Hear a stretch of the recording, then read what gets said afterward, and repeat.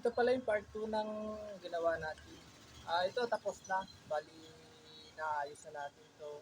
Ito yung natahiin. Ito pala yung tinahi ko kanina dun sa makina, dun sa last video dun sa ano natin, sa part 1. Bali ito, napalitan na ng ano natin, ng magnetic lock. Ito yung ginawa ko. Ayun, ang gagawin ko naman, isa-shine na lang itong gamit ang Marlon's dressing na black. Bali itong Marlon's dressing, ito yung nagpapaitim at nagpapashine sa leather. Maganda gamitin, pwede nyo subukan mag-order kayo sa Shopee. Ngayon, ang gagamitin lang yung itong foam, lumang foam natin. I-apply natin dito sa ano para magmukhang bago. Kasama kasi ito sa job order ni ma'am. Ganito pala ang pag-apply nito. Bali ang pag-apply nito, ayan, papahin mo ng ganyan. Ayan. Bali, mabilis lang ano to pa gamitin. Gumamit lang ng foam, saka baso, paglagyan. Saka ano rin to, quick dry din to. Mabilis lang matuyo. Pahanginan mo lang ng konti. Ano na, ng mga ilang minuto, mga 5 minutes siguro, tuyo na agad to. Bali, foam ang gamitin nyo, wag toothbrush. Kasi pag toothbrush kasi may makapal, may manipis, hindi pantay. Kaya ang kailangan gawin yung gamitin ay foam. Ito, mga foam. Kahit mga sponge, mga ganyan, pwedeng gamitin yan. Kahit anong klaseng foam. Hindi naman mahirap gamitin, mag-apply ng ganito.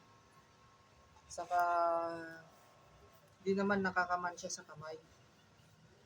Pero kailangan din ng ng wag lang araw-araw ang paggamit kasi pagka palagyan tong ginagamit, pag-apply ka ng ganito sa bag mo, sapatos, naiipon kasi to, parang ganito siya, nagra-rubberize siya, nagiging parang guma.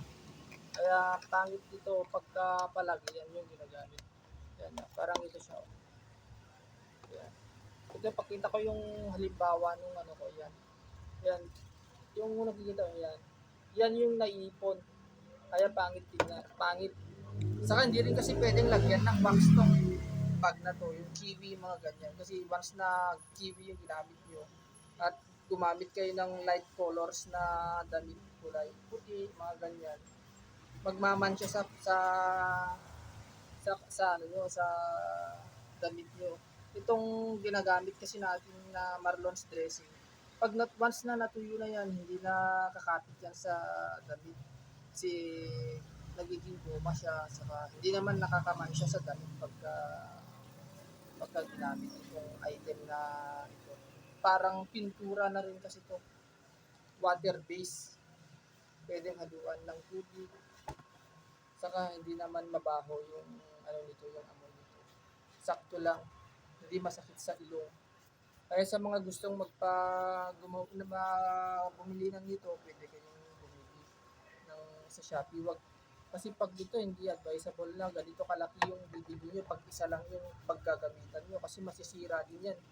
Mag-expire din pagkatagalan na hindi nagagamit. Hindi rin pwede palagian na gamitan ng Marlon's dressing yung item nyo kung isa lang yung paggagamitan nyo. Ayun, ito tapos na.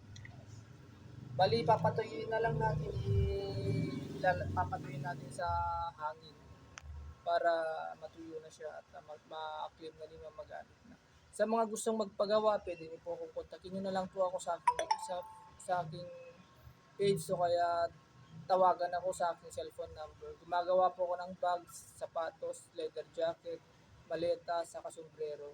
Ayan po. Salamat and God bless sa ating lahat. Thank you.